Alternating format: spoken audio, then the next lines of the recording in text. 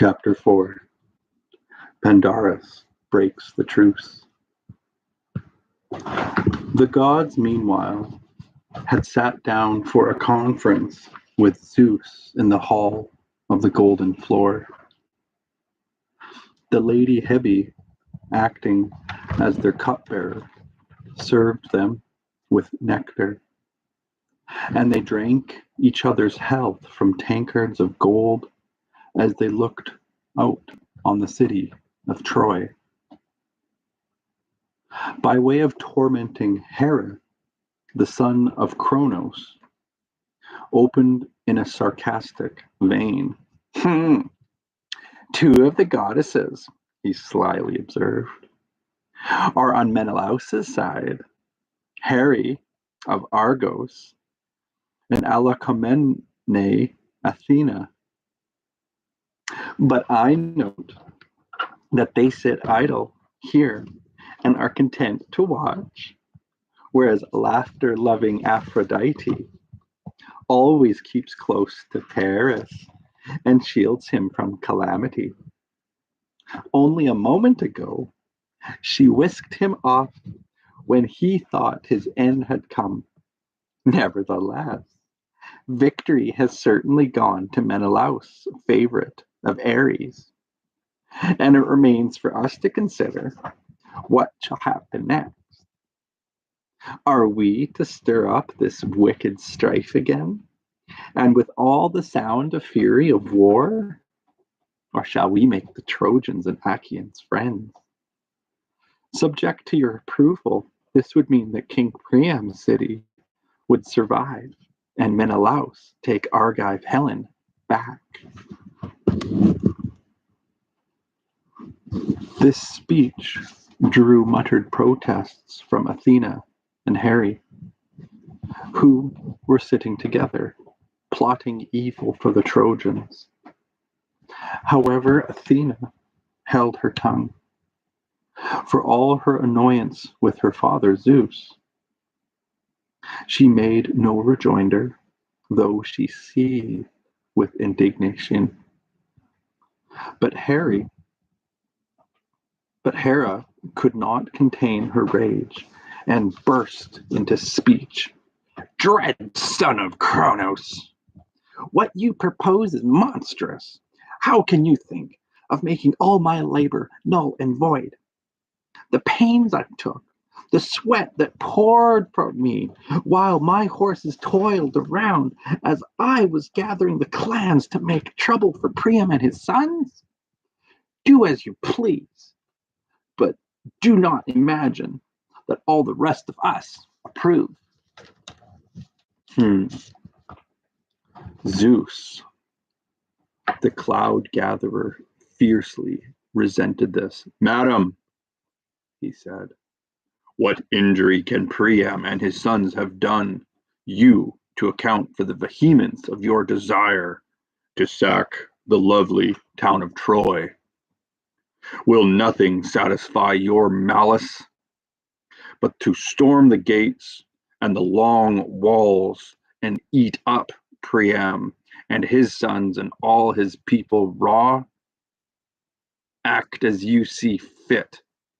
I do not wish this difference of ours to grow into a serious breach. But there is one condition that I make, and remember it. When it is my turn to desire the downfall of a town, and I choose one where friends of yours are living, make no attempt to curb my anger, but let me have my way, since I have given in to you for this time of my own accord, though much against my inclination.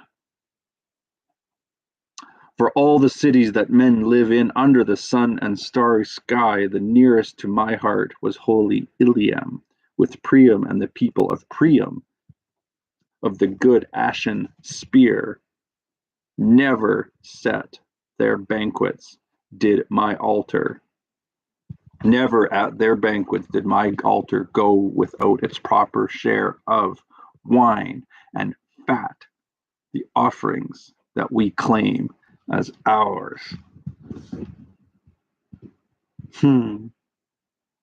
The 3 towns I love best, the ox-eyed Queen of Heaven replied, are Argos, Sparta, and Mycenae of the broad streets. Sack those. If ever they become obnoxious to you, I shall not grudge you their destruction, nor make a stand on their behalf.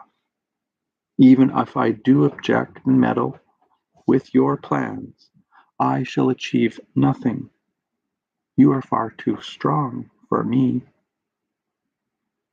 And yet my enterprises ought not to be thwarted any more than yours. For I too am divine, and our parentage is one.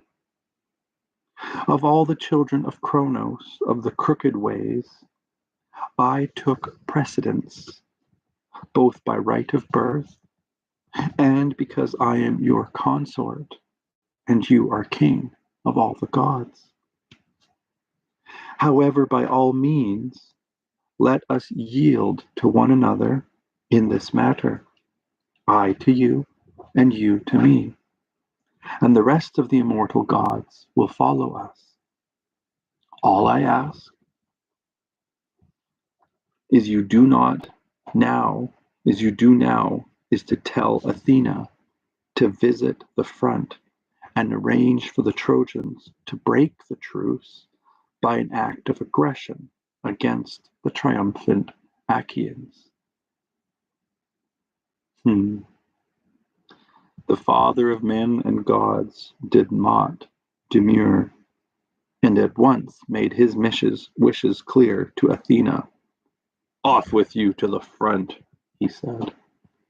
Visit the armies and contrive to make the Trojans break the truce by attacking the Achaeans in their triumph. With this encouragement, Athena, who had already set her heart on action, sped down from the peaks of Olympus like a meteor that is discharged by Zeus as a warning to sailors or some great army on the land, and comes blazing through the sky and tossing out innumerable sparks. Thus, Pallas Athena flashed down to earth and leapt into their midst. Horse-taming Trojans and Achaean men-at-arms were awestruck at the sight. Every man looked at his neighbor with a question on his lips. Does this mean war again with all its horrors?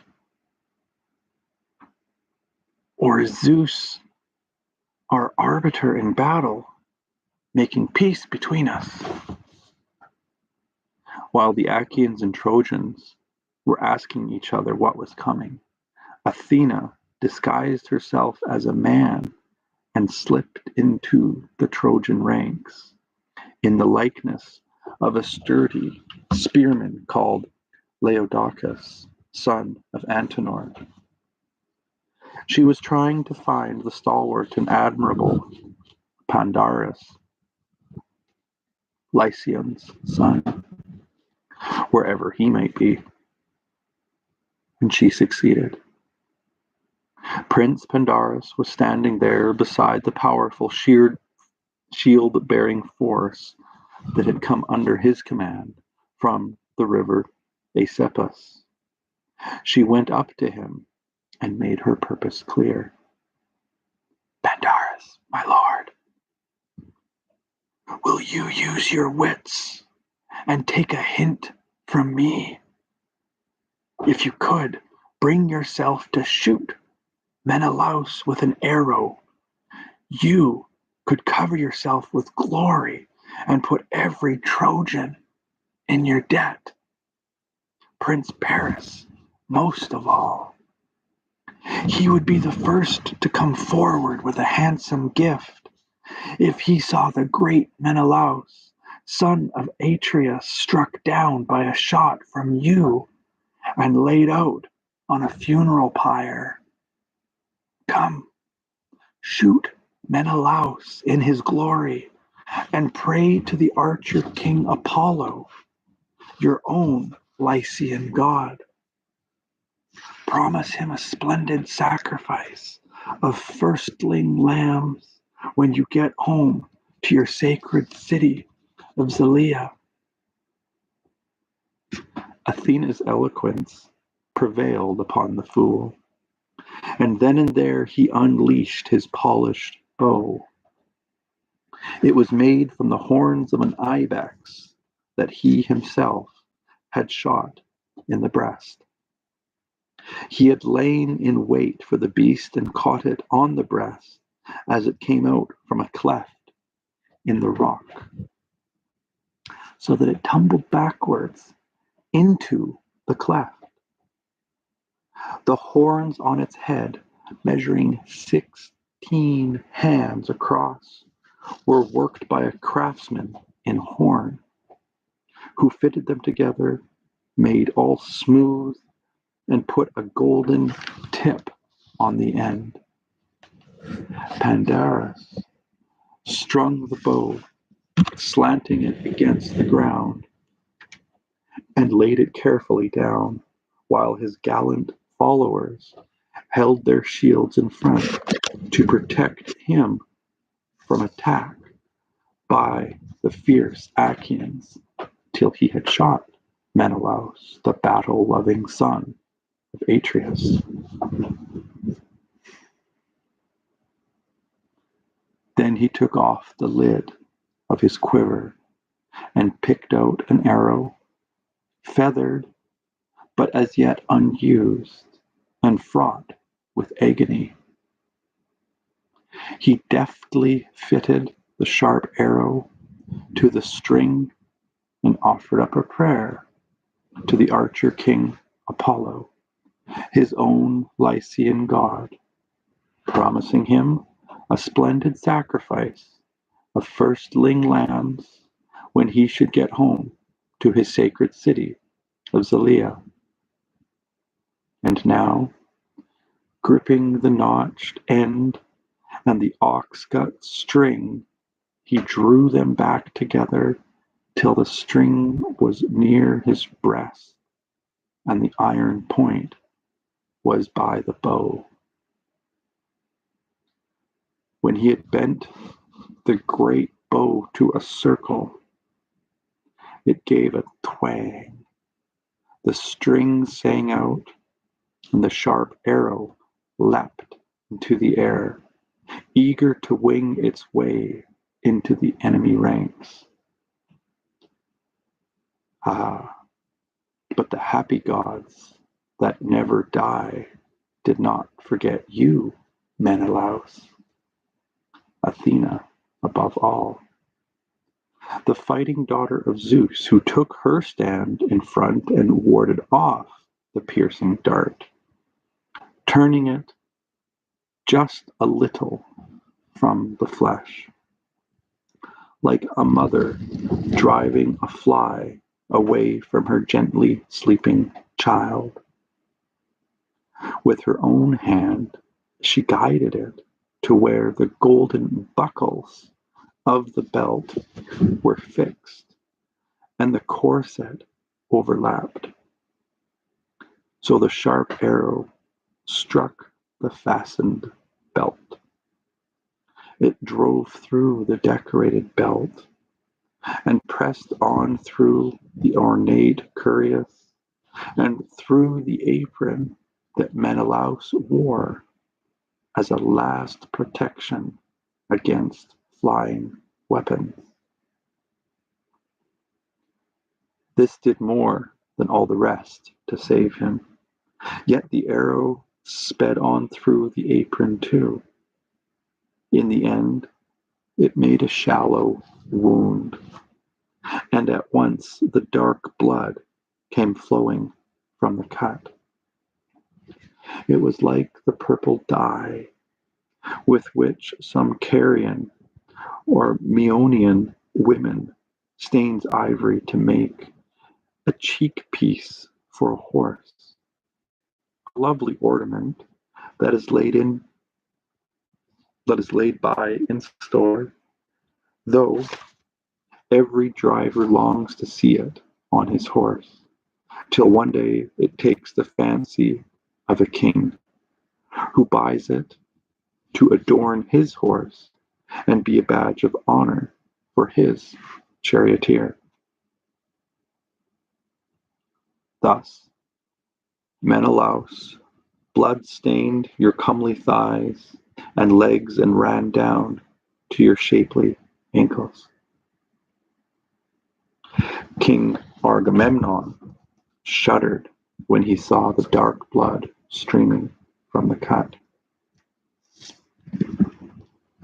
Indeed, the veteran Menelaus was himself aghast, though when he observed that the binding and barbs of the arrowhead had not sunk in, he recovered his composure. But King Agamemnon gave a deep groan and seized him by the hand, while all his men expressed their consternation.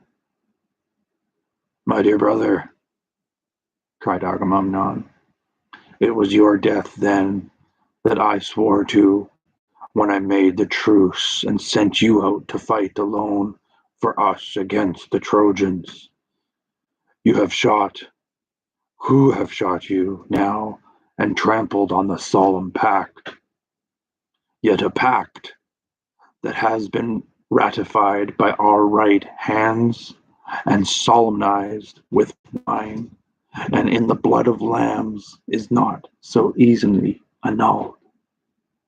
The Olympian may postpone the penalty, but he exacts it in the end, and the transgressors pay a heavy price. They pay with their lives, and when their women and their children too. The day will come, I know it in my heart of hearts, when holy Ilium will be destroyed with Priam and the people of Priam, of the good ashen spear. Zeus, son of Cronos, from his high seat in heaven where he lives, will wave his somber aegis over them, all in his anger at this perjury of theirs. All this will happen without fail. Yet if you die, Menelaus, if your end has really come, how bitterly I shall lament you, and for what a sorry figure I shall cut on my return to thirsty Argos, for the Achaeans will at once be set on getting home. We should be forced to leave Argive Helen here with Priam and his men to boast about, while the earth would rot your bones as you lay in Troy land with your task undone. I can already hear some Trojan braggart say, as he stamps on the tomb of illustrious Menelaus, may every quarrel picked by Agamemnon end like this, a futile expedition, retreat in empty ships, and the sterling Menelaus left behind. That is how they will talk, and I shall pray for the earth to swallow me." But red-haired Menelaus was able to comfort him. "Courage," he said. "Say nothing to dispirit the men. The arrow did not reach a vital spot. Before it got so far, it was stopped by the metal of my belt, the corset underneath, and the apron with the bronze they put on it. If only you are right, my dear Menelaus. If only you are right, my dear Menelaus," exclaimed King Agamemnon. "But a physician shall examine the wound and apply ointments to relieve the pain."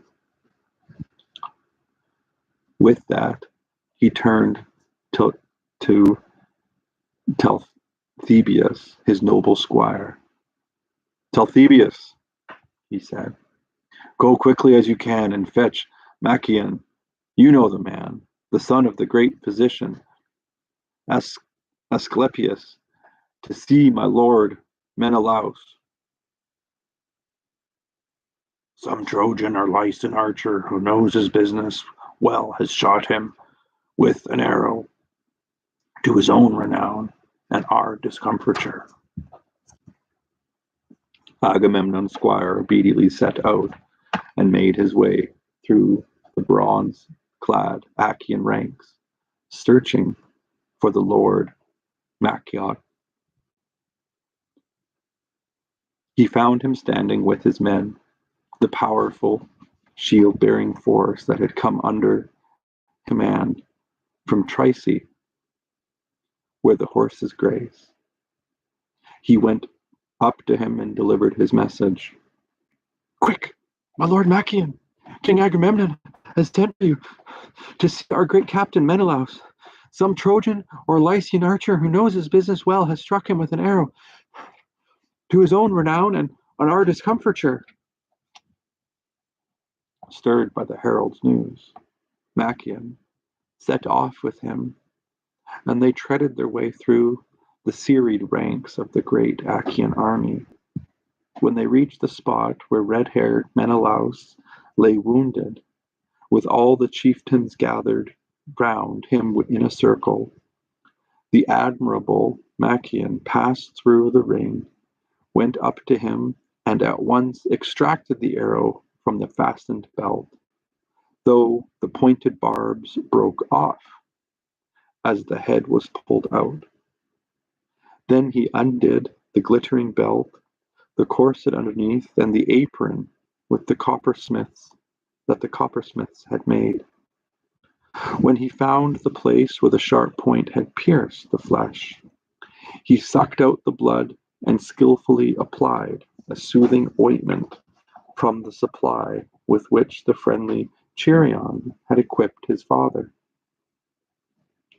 While they were attending to Menelaus of the loud war cry, the Trojan battle lines advanced to the attack.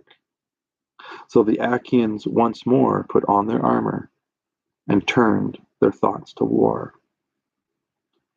Agamemnon now showed his mettle. He was at once alert. There was no sign of him of nervous fears, no hesitation to give battle, nothing but eagerness for the fight and the glory he might win. He decided not to use his horses and his inlaid chariot, so the pair were led aside by his squire, snorting as they went. But Agamemnon was careful to instruct the man. It was Eurymedon, son of Ptolemy, to keep them close at hand, in case he drew weary at any point in his long tour of the forces. Then he set out on foot to go the round of his army. When he came upon any of his horse-loving Danaans who were up and doing, he stopped and encouraged them. Argives, he said, you have the right spirit. Do not forget it now. Perjurers will get no help from the father Zeus. The men who went back on their word and broke the truce are going to have their own smooth flesh devoured by vultures, while we carry off their little children and the wives they love on board our ships when we have sacked their stronghold. On the other hand, any that he found shrinking from the ugly business of war came in for a sharp rebuke and angry words. Contemptible creatures, he exclaimed. Brave only with the bow. Argives, is there no shame in you? Why do you stand there, dazed like fawns that dash across the plain and stop when they are tired because they have no spirit? That is what you look like, standing there in a trance instead of fighting. Are you waiting for the Trojans to threaten our good ships on the gray sea beach in the hope that Zeus put his hand out and protect you then?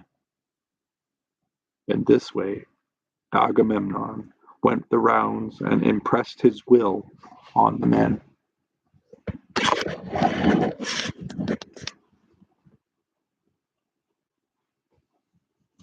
In his tour of the serried ranks, he came upon the Cretans, the troops that paraded under the able Idomeneus.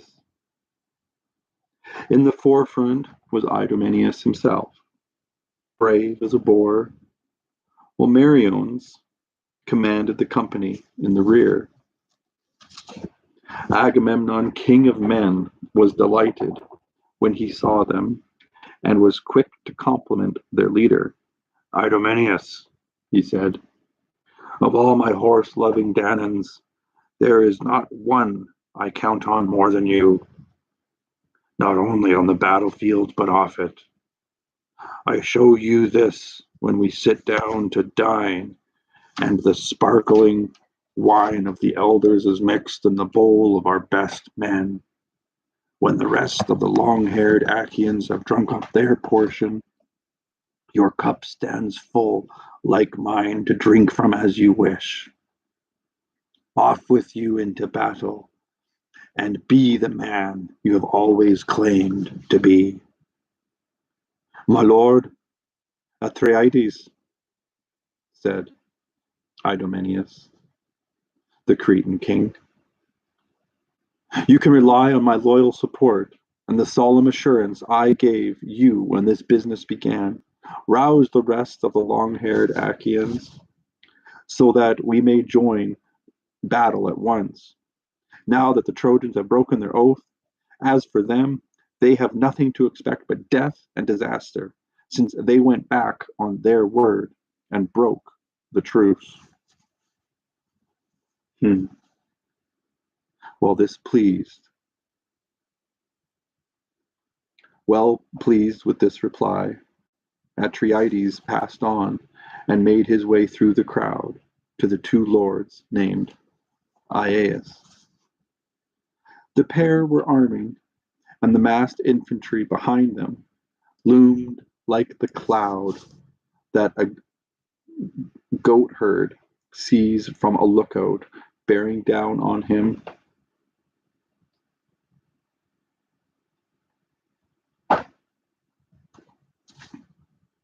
Across the sea with the roaring west wind at its back. On it comes over the sea with the whirling wind in its wake, darkening in the distance till it looks as black as pitch. The goat herd shudders at this sight and drives his flock into a cave. Thus the gallant youths behind the two Iantes moved into battle in their closed formations, dark as a cloud, bristling with shields and spears.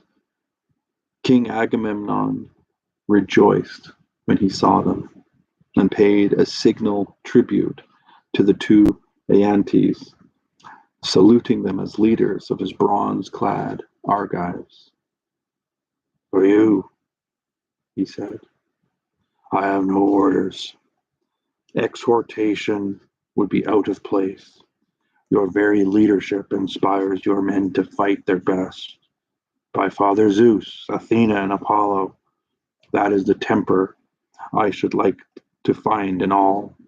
King Priam's city, captured and sacked by Achaean hands, would soon be tumbling down.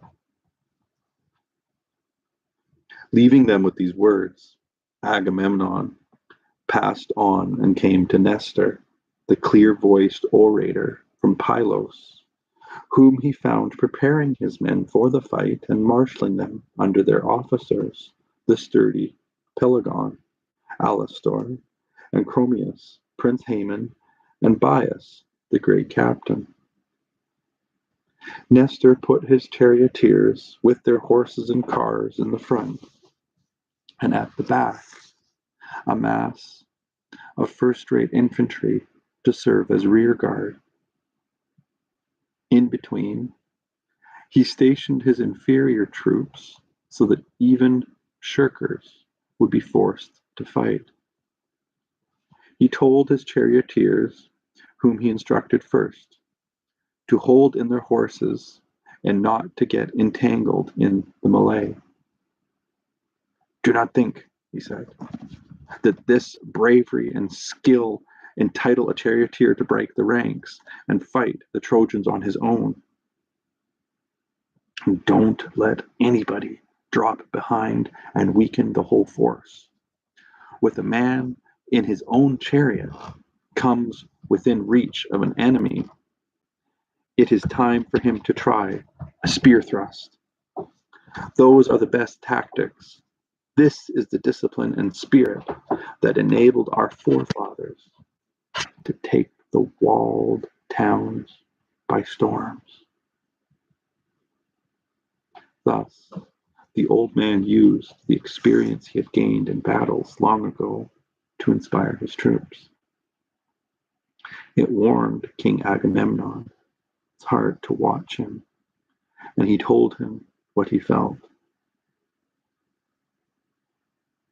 My venerable lord, he said, how happy I could be if your admirable spirit were matched by the vigor of your limbs and your strength were unimpaired.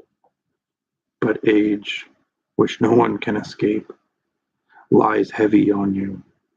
If only you could pass it on to someone else and join the ranks of youth.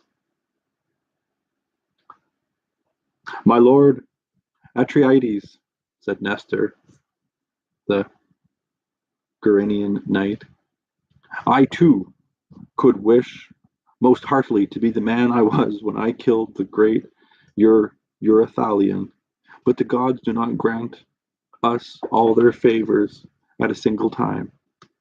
I was a young man then, now age oppresses me. Yet for all that I shall be by my charioteers and in command, their plans and orders come from me. It is the privilege of age, even if the handling of the spears is left to the younger men than myself, with the vigor needed for the work. Content with what he had seen of Nestor, Agamemnon resumed his tour. The next he visited was Peteos, son of Menethnius, tamer of horses. This man and his Athenian troops, whose battle cry was famous, were standing idle, and close beside them was Odysseus, of the nimble wits, with his Cephallenians, a substantial force, but also standing easy. The call to battle had not reached their ears, for the Trojan and Achaean regiments had only just begun to move into action. So they stood and waited for some other Achaean battalion to advance against the Trojans and begin the fight. When he noticed this, King Agamemnon gave them a severe rebuke. You, sir, he said, Menethnius, son of a royal father, and you, Odysseus, an arch intriguer, always looking to your own advantage. Why are you hanging back like this and leaving others to advance? It is for you to take your stand in the front line and welcome the shock of battle. Are you not the first to get my invitation when a banquet for the leading captains is afoot? On such occasions, you are quite content to take your fill of roast meat and mellow wine. But now, you seem content to watch while 10 battalions of Achaeans fall on the enemy before you make a move. The resourceful Odysseus gave him a black look. My lord, Atrides, he replied, this is absurd. Can you maintain that in a pitched battle we ever loiter in the rear. You shall have your wish, if that is what is troubling you, and see the father of Telemachus at grips with the front ranks of these horse-taming Trojans. Meanwhile, you are talking nonsense. When King Agamemnon saw that Odysseus had taken umbrage, he smiled at him and apologized. Royal son of Laertes, Odysseus of the nimble wits, I do not blame you overmuch, and I shall spur you on no more, for I know that in your heart you are well disposed towards me. In fact, we see eye to eye. But enough. Later I will make my amends for anything uncivil I may have just now said. Let the gods wipe it out. With this, he left them there and went in search of others. The next he came upon was Tydeus, son the great-hearted Diomedes, who was standing in his well-made chariot with the horses yoked. Then Elias, son of Capaneus, stood close at hand. King Agamemnon looked at Diomedes and took him sharply to task. What does this mean? He asked. The son of Tydeus, that dauntless charioteer, shirking the battle, watching the way it goes. It was not Tydeus' habit to shrink back, but to sally out in front of all his friends and come to grips. That is what people say who saw the man at work. They say he was superb, but I never knew him or set eyes on him, though he did come to Mycenae once.